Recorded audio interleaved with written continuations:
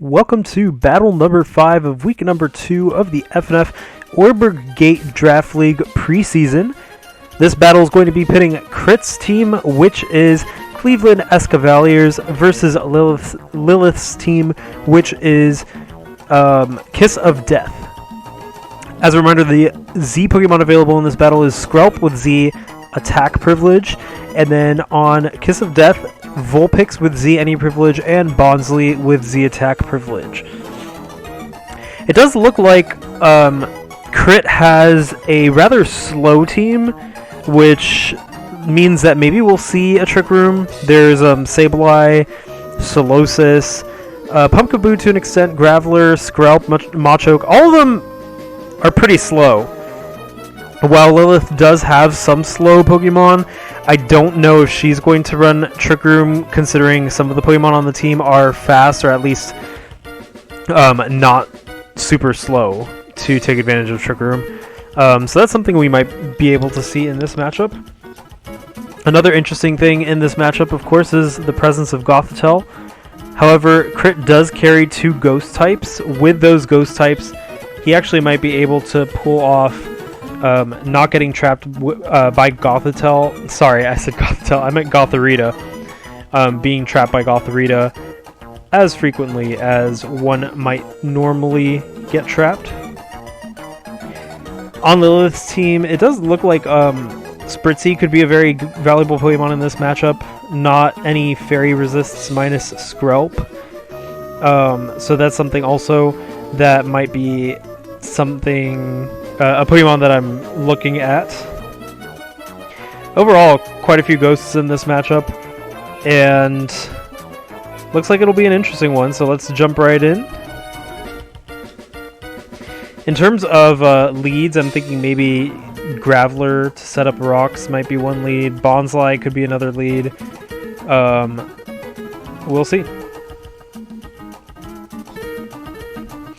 Okay, and we begin... Does look like Machoke is going to be the lead for Crit. Machoke me, the Machoke, versus Kitsune, the Vulpix. Sun is now up from Kitsune. Soldier Boy, the Graveler, is actually going to be the one to come out versus Vulpix. Kitsune's Heat Wave is going to miss. Kitsune might want to switch out due to the fact that Graveler can use Earthquake and probably take it out. Kitsune actually going to stay in, going for an Energy Ball. Does 66%. That's quite little damage, considering it's 4 times effective. Looks like Kitsune goes down to the Earthquake, and the score is 6-5.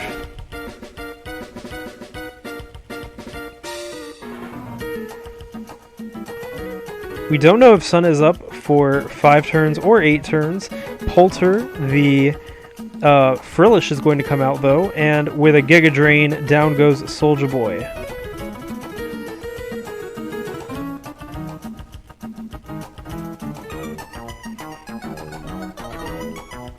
Sun is still up. This will weaken Polter's water type moves.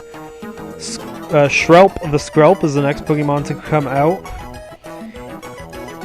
And a Shadow Ball is going to do a little bit less than half HP. And Skrelp actually sets up a Rain Dance. Interesting choice. Water won't do much against Frillish. I do believe it actually has Water Absorb. Yeah, it does have Water Absorb.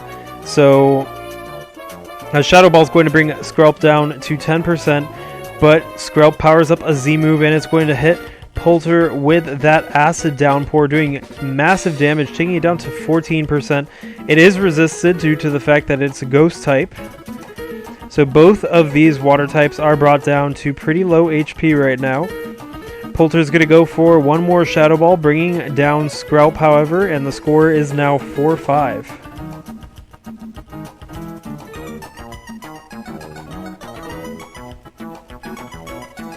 Due to those leftovers, Polter's going to be at 26%. Machoke comes right back out. I'm assuming we'll see a knockoff here. Indeed we do. Polter goes down, and the score is now even 4-4 once again.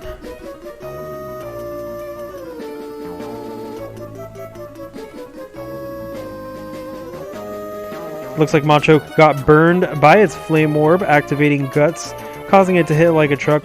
And Celestia the Gotharita is out now. And with one Psychic, Machoke goes down.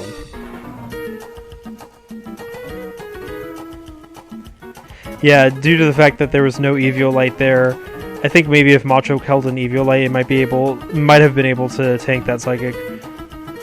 But Boo, the Pumpkaboo Super, is going to come out facing Celestia the Gotharita. It looks like Gotharita is actually holding an Expert Belt, which is interesting. Shadow Sneak is going to do decent damage, taking it down to 62%, but Boo is going to get hit by that Dark Pulse. It does precisely half damage. Another Dark Pulse brings it down to 7%, so that 50% was a high damage roll. Boo is actually flinches, very unfortunate. Could have maybe gone for a Shadow Ball to take down Celestia, and before fainting, Boo's going to go for that Shadow Sneak to bring Celestia down to 24%.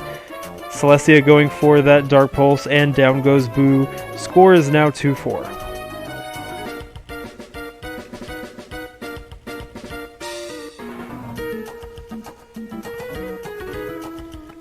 And Bob the Sableye comes in. A Dark Pulse this time is not going to hit very hard, doing only 26% damage. And Knockoff is going to take Celestia down.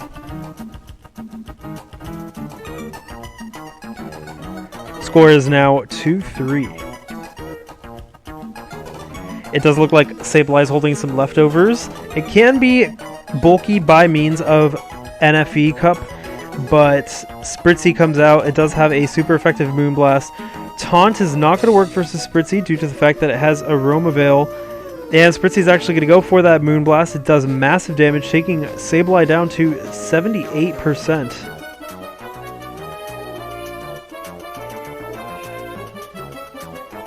Sableye goes for the Will-O-Wisp. That Will-O-Wisp, I don't know if it'll hurt Spritzy that much due to the fact that Spritzy is a special attacker and not physical. And one more Moonblast takes down Sableye. The last Pokemon standing is Solosis. The score is currently 1-3.